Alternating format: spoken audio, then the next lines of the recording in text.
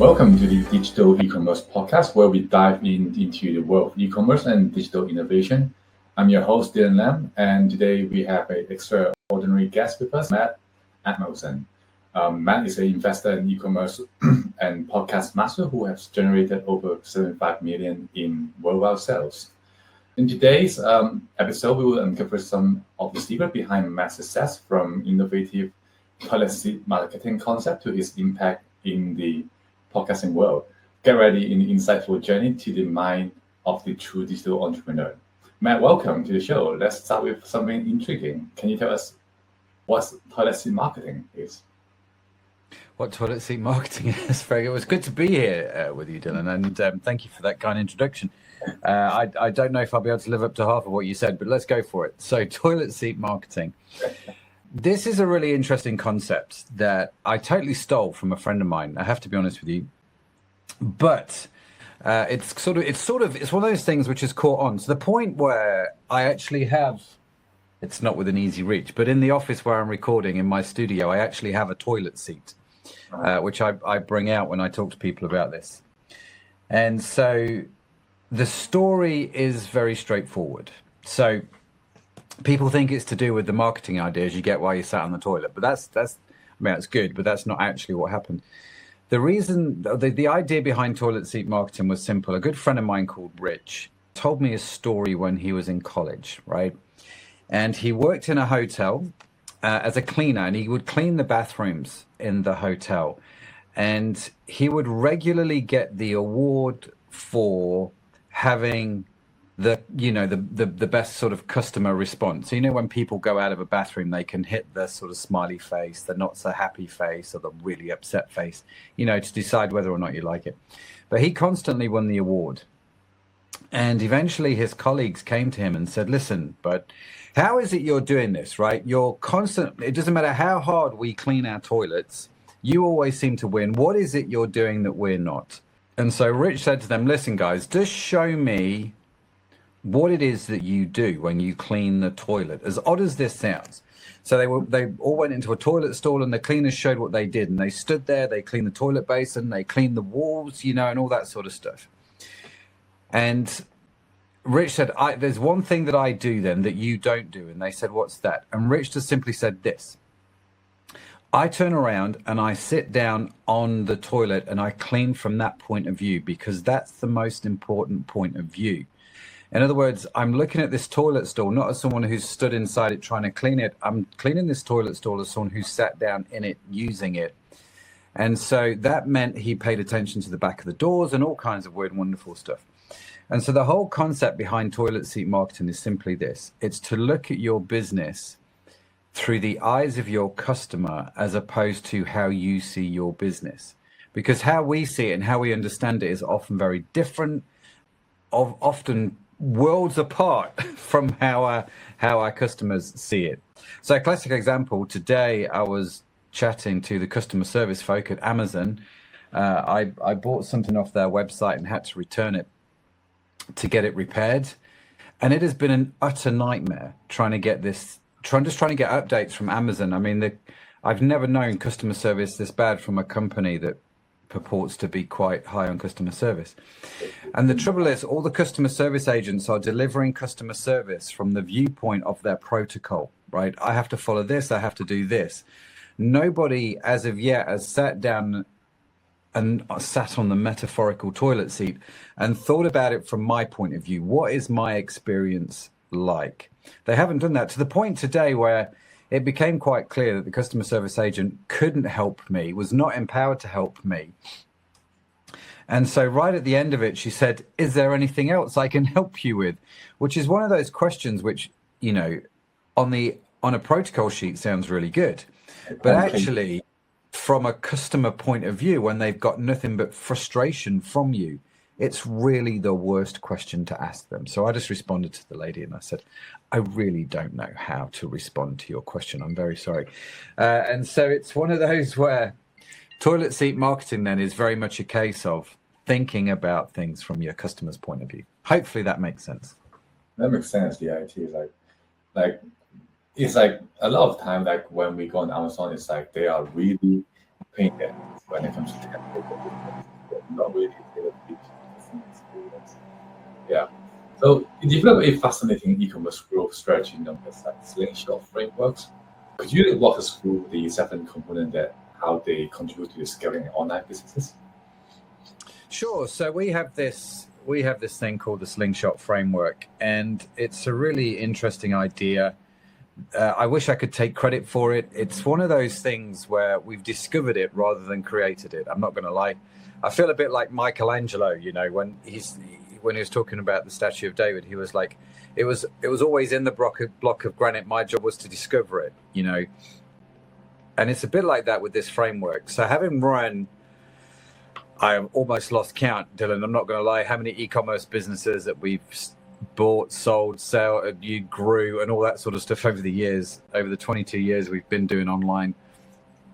We've realized that there are these 7 critical elements to any successful e-commerce business. There are obviously things which make them unique, but there are these 7 critical elements, and I think any e-commerce entrepreneur has to get their head around them to have a balanced business.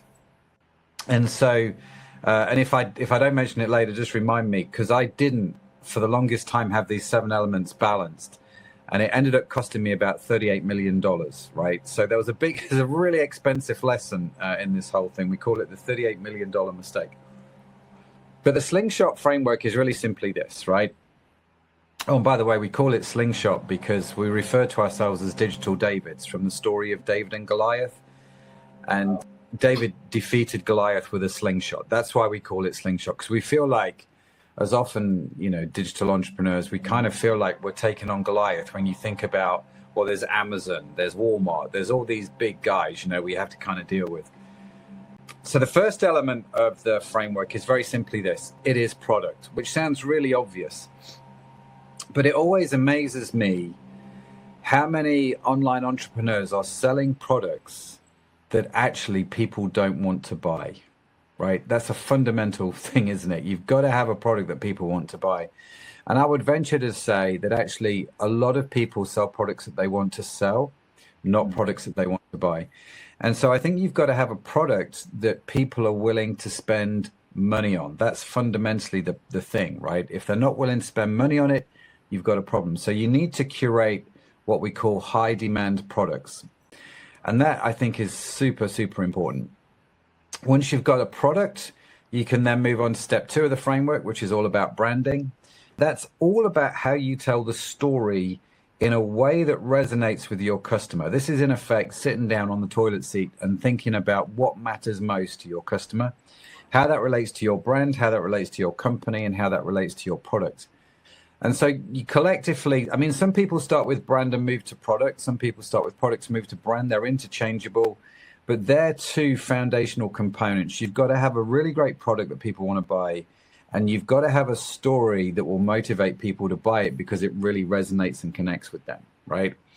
So the classic example, of course, is the guy that goes to AliExpress and sees, I can buy a pair of sunglasses on AliExpress for like $1.50, right? It's one of those things where it's not a lot of money. It's just kind of cheap and cheerful. So they think, well, I'll buy them on AliExpress, and then what I'll do is I'll put them on my website and sell them. Instead of for $1, I'll sell them for $20, right? I've got a product that I can buy cheaply. But you've not answered the first question. Is this a product people want to buy? Does it have high demand, yes or no? And the other problem that we see is people just copying and pasting copy. So the manufacturer of the sunglasses throws some copy on AliExpress, you copy that, paste it onto your website. So you're not really wrapping it up into a brand story which makes people want to buy. What's unique about you? What's different? And so you become beige, you become like everybody else. And I think they're probably 2 of the key reasons why people fail. So let's assume you've got a product, high demand product. You've got a really great story. You've got some interesting branding. That's not just about the logo, by the way. That's the story that wraps everything together. So you then move on to the next part of the framework. You're like, well, we're going to need some kind of tech stack to put this all together, right? So we're going to need some technology. So the question I get asked all the time is, for example, what's the best, if I'm going to start out in e-commerce, what's the best website to use? Is it Shopify? Is it Wix? Is it Squarespace? Is it Shoply? There's all kinds of stuff stuff out there which you can use. So which one's the best? And the answer I always give is always the same.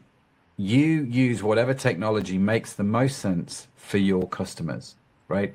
If that's a Shopify site, use a Shopify site. But if that doesn't make sense for your customers and what it is you're trying to sell, don't use Shopify. If you're trying to do like a monthly membership with a digital product, probably Shopify is not the best choice. There are better choices that will make more sense for your customers. So you've got to get the tech stack right. So and here's the thing. I should not even think about building a website until I understand the product and I understand the story. Again, I've seen a lot of people just sit down, sign up to Shopify and think, right, what am I going to sell now? It's the wrong way around. And I think you have to do it in this order. Of course, if you're an existing e-commerce business, another common question is like, I'm on this platform. Should I go to this platform over here? Same principles apply. What makes sense for your business? What makes sense for your customer? Let's think about that. So what's the technology we need to deliver this sort of sales channel really well to our existing customers? Once you've got that sorted out, you can then think about marketing. Now, marketing is obviously the silver bullet in everyone's mind. It's like, if I just did marketing, I'd have a better business. But it's not entirely true. If those foundations are right, then yes, marketing is totally important. But you can't market a bad product, right? You really can't. I mean, I suppose you can. You're going to waste a lot of money doing it. So an example here was a guy who came to me and he said, Matt, I need your help. I've got a container load of fidget spinners and I just can't sell them. And I just need your help with marketing. We need to get those out there. I'm like, dude, the problem you've got is fidget spinners, no one wants to buy them. They were like, you're sort of 12 months past when they were popular. So you can spend all this money on marketing, but no one's going to buy them. And that's the problem that he had. It wasn't a marketing issue, it was a product issue. So you think about digital marketing in terms of how do I go and find the right customer? So the customers you think about when you're creating your story, where are they? How do I reach them? How do I connect with them? What is the best way to do that? It could be that's Instagram, but not necessarily, So all these questions like, should I have Instagram, Facebook, TikTok, etc.? The answer is, where are your customers, right? Think about it that way. Where are your customers? Go after them. You should definitely have email marketing without any shadow of any doubt. But the rest of it, you kind of have to understand your customers a little bit more. So once you've got your marketing sorted out, you can, and so in effect, what we're doing is we've got a product, we've got a story, we've now got a website. We are now sending people to that website with our marketing. The fifth area that we always look at is optimization. So once somebody has come to our website, how do I get them to buy from us, right? How do I optimize the website to increase conversion? And there's a number of different conversions that you have to think about, I think. So there's the sales conversion, how many people are selling, but there's things like email signups. How many people are signed up to your email that actually aren't ready to buy yet? That kind of thing is important. When you look at customer breakdown, what's the ratio between new customers and returning customers? How many new customers do you need to acquire every month to reach your sales targets? How many returning customers do you need? What's the average order value, right? So how much are they spending when they're on the website? That's really, really important data. I need to understand that. The three metrics actually that I tell every e-com business that they need to focus on relentlessly is the total number of customers, which you break down with new customers and returning customers. Average order value, so how much people spend every time they come to the website and buy something. And what I call average order frequency. Companies like Suite Analytics, which is a great analytic company, they call it average order count. But in effect, this is the amount of times people buy from you in a year, right? So if I have the same products, keep them at the same price, with the same number of customers who buy the same things, but I can get them to, instead of buying once a year, I can get them to buy twice a year. I double my business. That's average order frequency. But if I have the same number of customers coming to my website just once a year, but I get them to buy twice as much when they're on the website, I've doubled the size of my business. And of course, if I double the size of my customer base, I've doubled the size of my business. The beautiful thing about those three numbers is any one of them gives you what we call linear growth. So if I have 20% more customers, I get a 20% bigger business. If you have growth on all three channels at the same time, you start to get the geometric growth. And that's where life starts to get very interesting, really. So that's optimization. And then just quickly, finally, the last two that you have to think about. One is all about the customer experience, right? So in effect, we call this the experience as stone. But in effect, this is everything that happens after a customer's bought from you, right? So again, another story. I'm just full of stories, really. Sorry, Dylan. But the other day I was in a coffee shop, and the coffee shop's experience is the same everywhere throughout the world, right? You go into a coffee shop, you walk past a drinks cabinet. There is, as you're queuing to order your drink, there's a beautiful display case with muffins and flapjacks and biscuits and sandwiches and all that sort of stuff. So the idea being that once you're, and this is all about increasing average order value, right? So I don't want you to just buy a coffee. I want you to buy a coffee, a pastry, and a flapjack. So instead of spending £5, I want you to spend 20 quid. That's what happens. So that's all about conversion. That's all about optimization, increasing my average order value. I get to the checkout. I pay the person at the checkout who, I mean, I was in one of my favorite coffee shops in Liverpool is a place called Bean. They're lovely. And you chat to them behind the till. They're all happy. You do the rewards. You know, they've got this app where you can just scan it and you get the rewards, which is lovely. But I've never been in a coffee shop where what happens next is a standout experience. And it's the same the world over. You order your coffee, you pay for it. What then happens? You stand in a queue like everybody else, and it's dull and it's boring. We're on our phone and somebody will shout your name out and you'll grab your coffee and go. I am really surprised that no one has thought about what happens in that part of the whole experience of buying coffee, because that's where you can totally differentiate yourself. And so when it comes to e-commerce, it's the same thing. It's not just about getting the sale. What happens as soon as they give you that money, that whole time frame between them giving you their money and them receiving the product, what can you do to make that experience not dull, not boring, not even slightly nerve-wracking if they've never ordered from you before? But what can you do to make that experience so good and so interesting that by the time the product has arrived, they are so excited? And then there's the whole unboxing experience, which is something else we can get into at some point.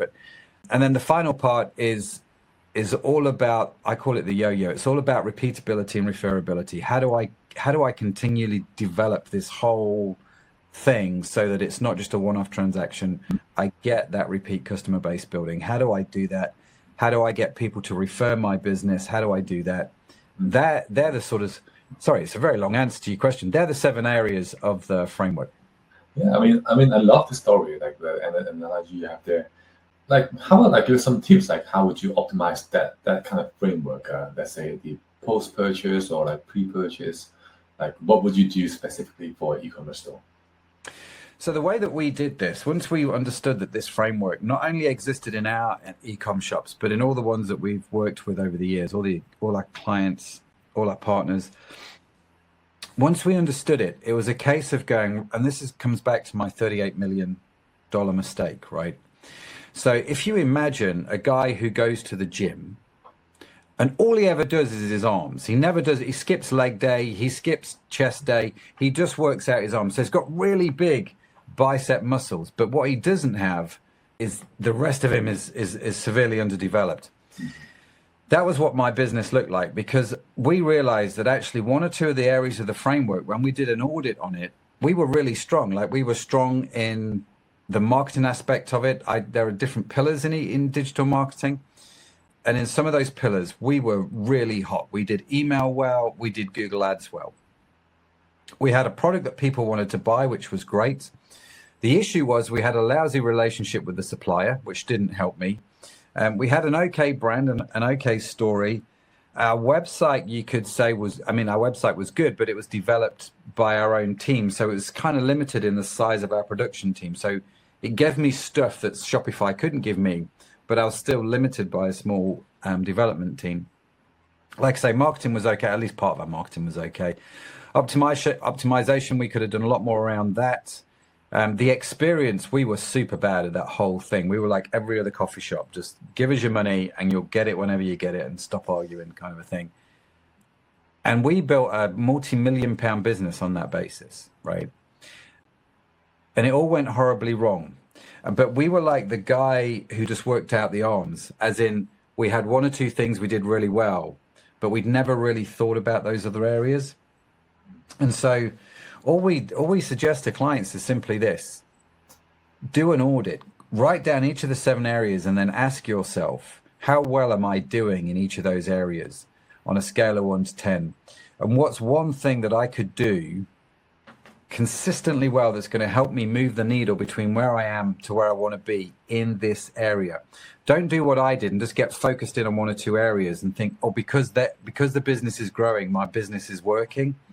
And so we neglect those other areas. It all crashed down around me. This is back in 2012, which is why I call it my $38 million mistake, because had I have known this framework back then, what happened wouldn't have happened to the extent that it did. And I don't think I would have been as ill prepared for the challenges that I faced. I think we would have had a bit more strength and a bit more robustness. And so I think you just have to do an audit and say, really, what are we doing well? And just be brutally honest with yourself. Yeah. Interesting.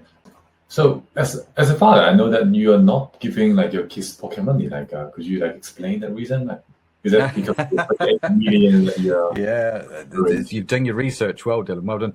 No, this is a really this fascinates people. And full disclosure, my kids actually, my 2 boys have just graduated uni or still at uni, and my youngest, my daughter, is just about to go to uni. So I'm at a different phase of life with them now. But when they were younger, when they were kids, we never paid them pocket money. It's one of those interesting things. There's a really interesting book which really helped form my ideology on this, called The Millionaire Next Door. And in that book, they talk about how generational wealth is never good. As in, they looked at people like immigrants into the States who would come and they would build their business and they would make a lot of money. But when that money was then bequeathed to their kids, the kids didn't appreciate it because they didn't have to build it. Do you see what I mean? And so the value of a pound was a little bit different for them. And so money usually inherited disappears within inside of 1 or 2 generations. And so I grew up we were sort of lower middle class, I suppose. We didn't have an awful lot of money growing up, and we had to scrimp and save. And so I understood the value of money, I think. But then we started to do well as a business when my kids were younger, and I'm like, I don't want my kids to be that generation that don't really understand the value of money. And so one of the things that we did, my wife and I made a decision that we would not pay them pocket money. We just wouldn't give them money. But what we did do was we said to our kids, listen, if you have a business idea and I think it's a good idea, so in effect, I'm the investor, I will invest in that business, right? And we'll see what happens, and you can earn your money from that business. So my eldest son, Josh, he thought about this and he came back to me and he said, Dad, I want to start a chicken business. And so he explained to me how he wanted chickens. He was going to look after the chickens and he was going to sell the eggs. And so we were like, okay, so we created, Josh, it was like, I think he was like 8, 9 years old at the time. We created like a little spreadsheet. So we start to understand spreadsheets. It's like, right, this is how much chicken feed cost. This is how much time you've got. This is how much we think you can sell the eggs for. This is how much profit we think you can make. So I'm introducing him to the concepts of the business, but I built the chicken coop.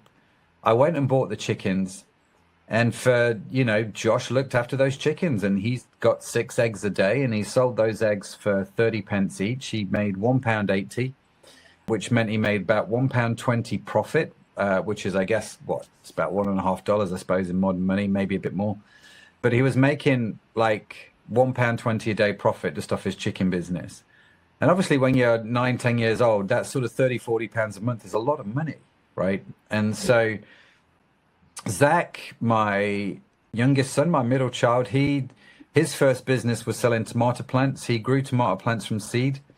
And then he would sit outside, outside of the house. He had a little desk and he'd sit out there with tomato plants on his desk. And he had a little sign on the front of his desk saying tomato plants. I think he said something like £1 each. I can't remember the exact price in Dylan, but something like £1 each. And then he had in brackets underneath, they're £1.50 in B&Q, which is a local hardware store for those that aren't in the UK. And people walking past would just buy his tomato plants because he was this cute 7-year-old selling plants outside the house. And in fact, people would just give him money. They didn't even want the plant. It was really funny. And so, yeah, so all of my kids, my daughter, she's really good at baking. And so she's baked cakes, she's baked brownies for people. And those people, by the way, include me. So if I want to take some brownies to work, I'll pay my daughter to bake them because it's her business. Why would I not? Mm-hmm. And so, yeah, until they were until they were college age, like 16, 17, we never paid them pocket money. After that, I did give them an allowance, like a clothing allowance and stuff like that. But yeah, up until that age, if they wanted money, they had to earn it. And I would invest in their businesses if I thought they were good, and they all made money out of them, and that's how they learned about money. Interesting. That's that part. Like different people, like they do parenting in different way. I heard like people use monopoly money to become like a little economy at home. Like whereas you do the chores, you do the housework, washing dishes, you get like 100 in the monopoly papers, and then you can buy waters for 200. And that was funny. Like when I have that, but I think your idea of like having them to start a business, that is definitely the right choice to get them educated earlier on in the early days. Yeah. I think it's all about teaching your kids how to hustle, right? So if things don't work out later in life for whatever reason, they graduate uni and they can't get the job maybe that they want, all of them know how to set up a business and create it, and they all know that if they find something that people want, they can make profit. Because they've done it and they've learned the value of how to hustle. And I think it's such a valuable lesson. So I mean, you should probably ask my kids if they think it's maybe I should ask them actually, did they think it was a good idea or not? But it meant that my kids didn't have the latest iPhone when they were 12 or the fanciest bike, because when it came to things like bikes, for example, I would say to the kids, listen, I'll pay for half. Right? You go and get the other half. I'll pay you whatever it is you want. I'll pay for half of it.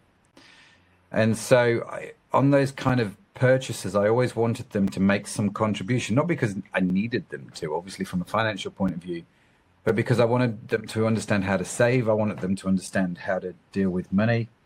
And I remember back in 2012, when my business nearly went under, we sat the kids down at the dinner table.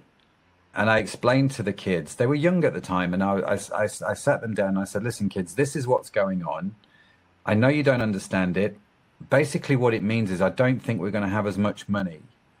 And I'm not quite sure how we're going to pull through, but, with God's help, we'll get there, kind of a thing.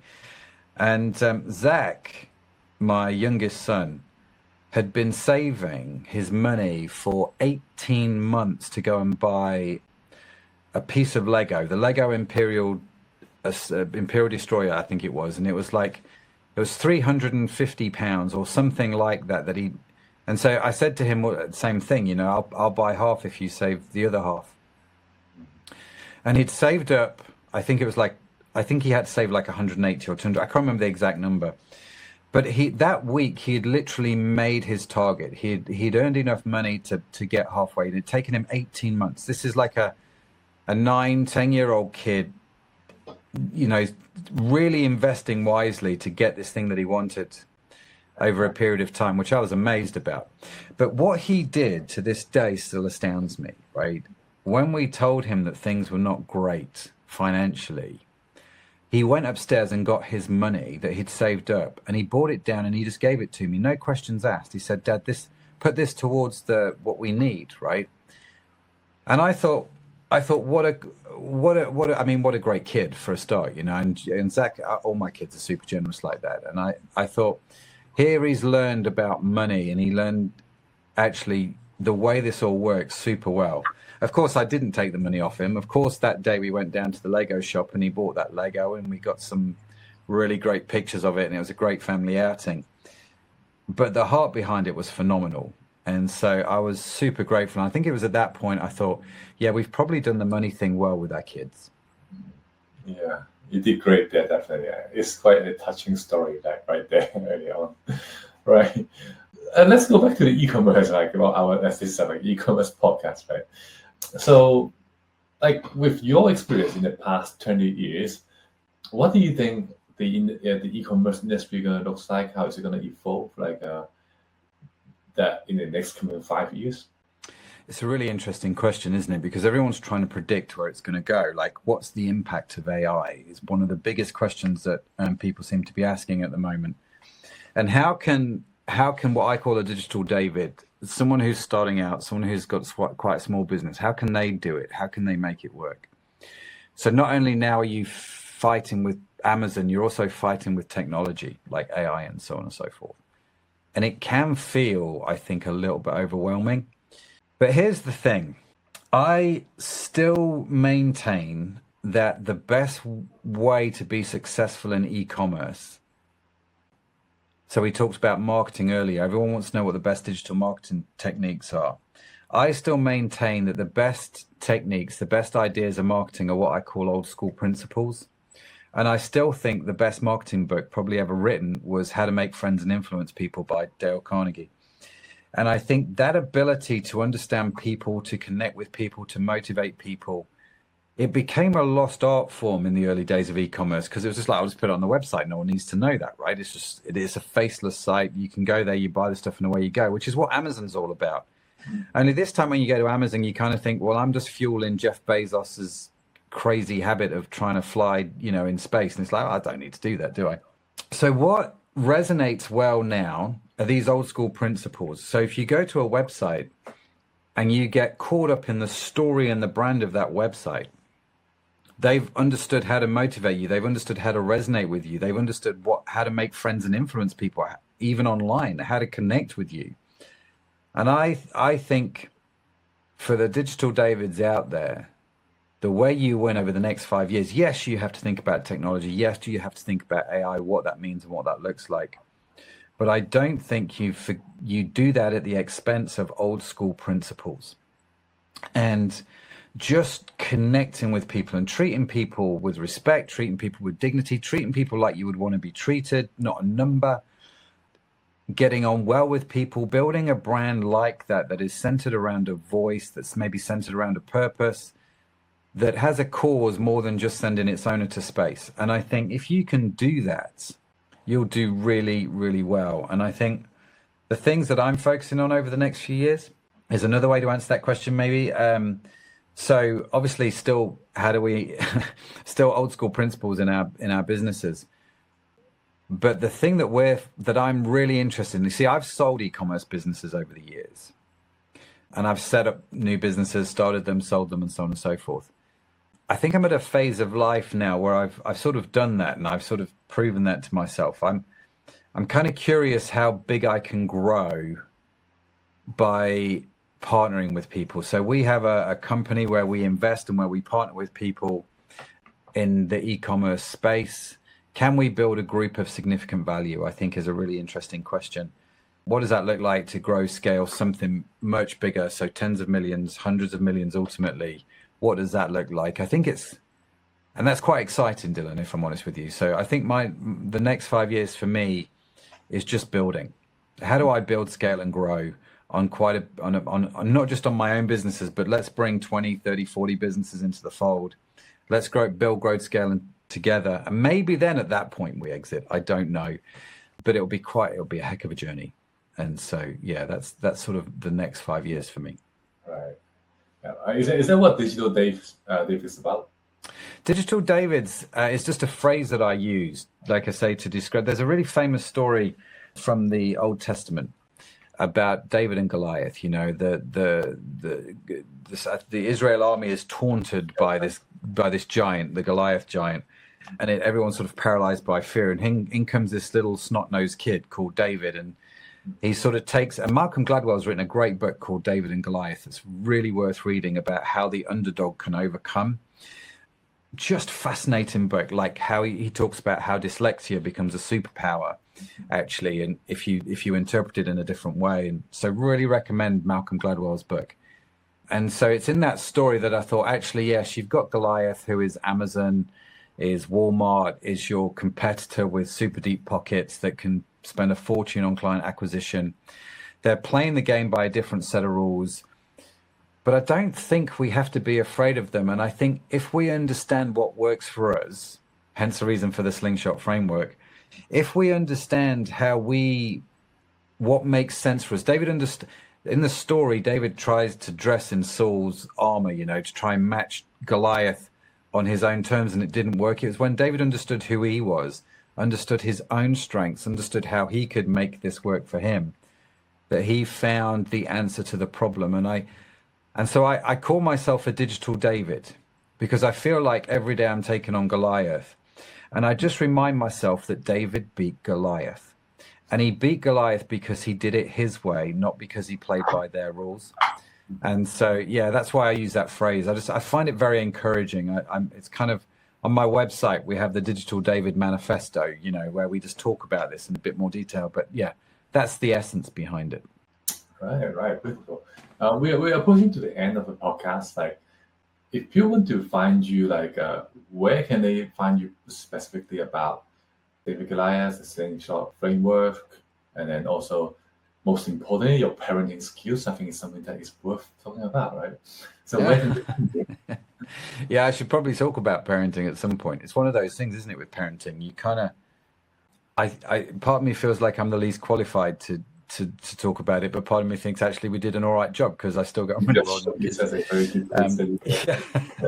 I was talking about this with my wife the other day, actually. I was like, I don't know.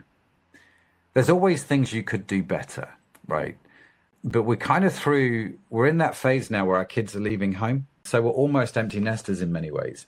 And I look back over it, and there was things that we did intentionally that I'm super grateful that we did.